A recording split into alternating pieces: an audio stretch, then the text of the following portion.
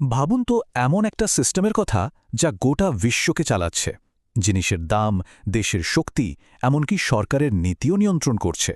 না, এটা কোনো সাধারণ ব্যাংকিং সিস্টেম বা স্টক মার্কেট নয়। এর নাম পেট্রোডলার সিস্টেম, যা কিনা ৫০ বছরেরও বেশি সময় ধরে একদম নীরবে পর্দার পেছন থেকে বিশ্ব রাজনীতি আর অর্থনীতিকে নিয়ন্ত্রণ করে আসছে। চলুন এই লুকানো শক্তিটাকেই আজ বিশ্লেষণ করা যাক। আচ্ছা, ব্যাপারটা এভাবে ভাবলে কেমন হয়? ধরুন পৃথিবীর প্রত্যেকটা দেশের তেল দরকার, কিন্তু সেই তেল কেনার জন্য তাদের আগে মার্কিন ডলার জোগাড় করতে হবে। এটা কিন্তু কোনো কাকতালীয় ব্যাপার নয়, আসল ক্ষমতাটা ঠিক এখানে। আর এই পুরো ব্যবস্থার কেন্দ্রবিন্দুতে রয়েছে ওই পেট্রোডলার।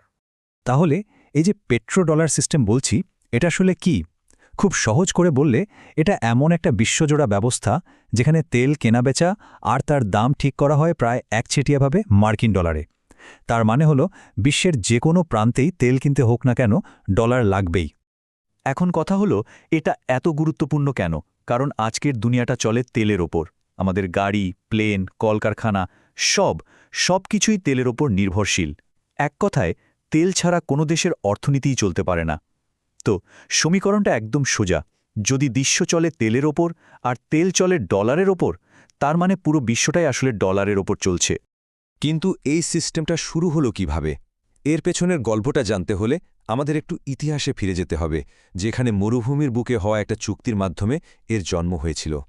এর শুরুটা হয়েছিল সেই ১৯৪৪ সালে ব্রেটন উডস চুক্তির মাধ্যমে। তখন মার্কিন ডলারকে সোনার বিনিময়ে বিশ্বের রিজার্ভ মুদ্রা বানানো হয়। কিন্তু ১৯৭১ সালে প্রেসিডেন্ট নিক্সন হঠাৎ করেই ডলারের সাথে সোনার এই সম্পর্কটা ছিন্ন করে দেন, যা নিক্সন শক নামে পরিচিত। এতে ডলারের ওপর থেকে সবার আস্থা কমে যাওয়ার একটা আশঙ্কা তৈরি হয়। ঠিক সেই সময়েই ১৭৭৪ সালে আমেরিকা সৌদি আরবের সাথে একটা যুগান্তকারী চুক্তি করে। চুক্তিটা ছিল সামরিক সুরক্ষার বিনিময়ে সৌদি আরব তাদের তেল শুধু ডলারে বিক্রি করবে, আর এভাবেই জন্ম নেয় পেট্রোডলার সিস্টেম। এখন চলুন দেখি এই সিস্টেমটা আসলে আমেরিকার জন্য কিভাবে কাজ করে আর ঠিক কি কি সুবিধা এনে দেয়। এটাকে বলা হয় পেট্রোডলার রিসাইক্লিং লুপ, মানে একটা চক্র। দেখুন কি হয়।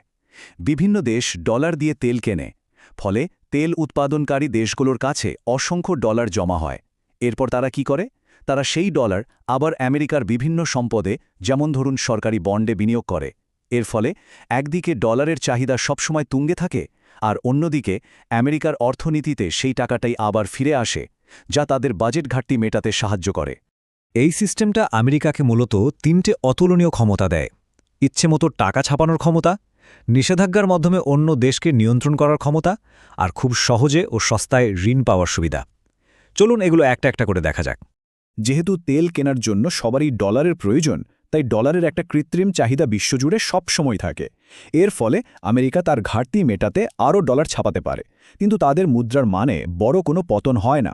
অথচ অন্য কোনো দেশ যদি একই কাজ করে, মানে বেশি টাকা ছাপায়, তবে সেখানে মারাত্মক মুদ্রাস্ফীতি দেখা দেয়। এটা আমেরিকার জন্য একটা বিরাট সুবিধা, তাই না?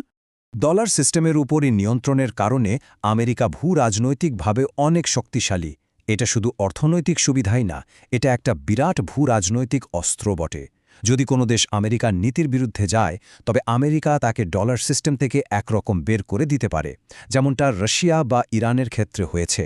তাদের ওপর নিষেধাজ্ঞা চাপিয়ে বিশ্ব অর্থনীতি থেকে প্রায় একঘরে করে ফেলা সম্ভব হয়েছে, কারণ ডলার ছাড়া আন্তর্জাতিক বাণিজ্য চালানো প্রায় অসম্ভব। কিছু সূত্র কিন্তু আরও একটা গুরুত্বপূর্ণ দিকে আমাদের মনোযোগ আকর্ষণ করে। তারা বলছে যে সব যুদ্ধ শুধু পেট্রোডলারের জন্যই হয় না, অবশ্যই না, কিন্তু অনেক সময় এটা একটা লুকানো কারণ হিসেবে কাজ করে। দুটো উদাহরণ প্রায়ই সামনে আসে। যেমন ২০০৩ সালে ইরাক আক্রমণের ঠিক আগে সাদ্দাম হোসেন ডলারে তেল বিক্রি বন্ধ করে ইউরোতে বিক্রি শুরু করেছিলেন। আবার ২০১১ সালে লিবিয়ায় সামরিক হস্তক্ষেপের আগে মুয়াম্মার গাদ্দাফি সোনা ভিত্তিক একটা প্যান আফ্রিকান মুদ্রা চালু করার পরিকল্পনা করছিলেন। এই ঘটনাগুলো ডলার সিস্টেমকে চ্যালেঞ্জ জানানোর সম্ভাব্য পরিণতির দিকে একটা ইঙ্গিত দেয়। কিন্তু প্রশ্ন হল, এত শক্তিশালী একটা সিস্টেম কি চিরকাল টিকে থাকবে? এখন কিন্তু মনে হচ্ছে এর দেয়ালে ফাটল ধরতে শুরু করেছে। বিশ্বজুড়ে বেশ কিছু দেশ এই ব্যবস্থা থেকে বেরিয়ে আসার চেষ্টা করছে। এই টেবিলটা দেখুন, কারা চ্যালেঞ্জ জানাচ্ছে। একদিকে ব্রিক্স জোট, যারা ডলারের ওপর নির্ভরতা কমানোর চেষ্টা করছে। অন্যদিকে চীন, তারা তাদের মুদ্রা ইউয়ানে তেল বাণিজ্য করার জন্য উঠে পড়ে লেগেছে। আর নিষেধাজ্ঞার পর থেকে রাশিয়া তো ইউয়ান আর রুবলে তেল বিক্রি শুরুই করে দিয়েছে। তাহলে প্রশ্ন হল, সবাই কেন ডলার ছেড়ে দিচ্ছে না? কারণটা কিন্তু বেশ সহজ। ডলার সিস্টেমের গভীরতা আর এর আইনি সুরক্ষা এত বেশি, যেটা ছেড়ে যাওয়াটা খুব কঠিন। ব্যাপারটা অনেকটা একটা খুব জনপ্রিয় সোশ্যাল মিডিয়া প্ল্যাটফর্ম ছেড়ে যাওয়ার মতো। সবাই যেখানে আছে সেখান থেকে হঠাৎ করে নতুন কোথাও যাওয়া কি সহজ? ডলারের বাজার এতটাই বিশাল যে এখানে বিলিয়ন বিলিয়ন ডলার লেনদেন হলেও বাজারে কোনো ধস নামে না। তাহলে এই পুরো আলোচনা থেকে আমরা কি বুঝলাম? এর মূল কথাটা কি? আসলে এর সারমর্মটা খুবই সহজ, কিন্তু খুব শক্তিশালী। মূল সূত্রটা একদম সহজ। তেল যোগ ডলার সমান ক্ষমতা। এই সাধারণ সমীকরণটাই হল পেট্রো ডলার সিস্টেমের ভিত্তি, আর এটাই বিশ্ব রাজনীতিতে আমেরিকার ক্ষমতার অন্যতম একটা প্রধান উৎস। কাজে পরের বার যখন আন্তর্জাতিক কোনো উত্তেজনা বা কোনো দেশের ওপর নিষেধাজ্ঞার খবর শুনবেন, তখন শুধু রাজনীতির দিকে না তাকিয়ে নিজেকে এই প্রশ্নটা করবেন, এই ঘটনার সাথে কোন মুদ্রা জড়িত? কারণ ভূ রাজনীতিতে টাকা শুধু কথাই বলে না, এটি আসলে বিশ্বকে নিয়ন্ত্রণ করে।